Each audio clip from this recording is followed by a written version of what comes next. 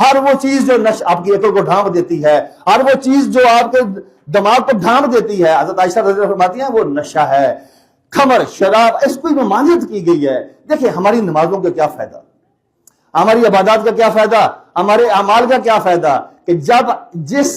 جو ہمارے پیٹ کے اندر ہے، جو ہم دوسروں میں بانٹ رہے ہیں، وہ رزق کہاں سے آ رہا ہے؟ اگر وہ رزق دوسروں کی زندگیوں کو برباد کر کے آ رہا ہے، اگر وہ رزق دوسروں معاشرے کو برباد کر کے آ رہا ہے، سوسائٹی کے ایک بیلنس کو، توازن کو خراب کر کے آ رہا ہے، لوگوں کے بچوں کو زندہ لاشیں بنا کے آ رہا ہے، تو ایسے رزق پر، ایسی روزی پر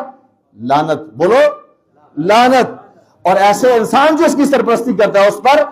لعنت، اور جو اس سے فائدہ لیتا ہے اس پہ بھی لعنت۔ سورہ بقرہ، سورہ نساء، سورہ مائدہ میں ترتیب کے ساتھ کہا،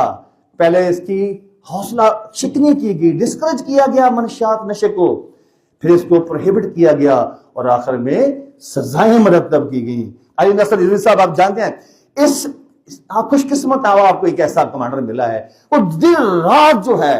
سحری کے ٹائم، افطاری کے ٹائم، دن کے ٹائم، سارا اسلام آباد کی جو پولیس آپ کی سڑکوں پہ، کس لیے؟ آپ کی حفاظت کے لیے، آپ کے جان و مال عزت کی حفاظت کے لیے، آپ کے لیے سیکیورٹی کے لیے، آپ کی، تاکہ آپ سکون کے نیند سو سکیں۔ تو یہ نشے کے خلاف جو ایک جہاد ہے، اس میں آپ ہمارا حصہ بنے۔ اس رمضان المبارک میں یاد کر لیں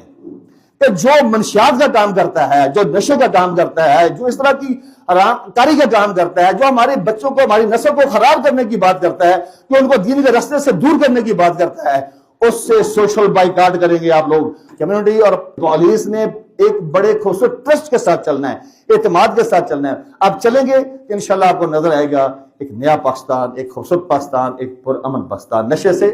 پاک Pakistan. Thank you very much.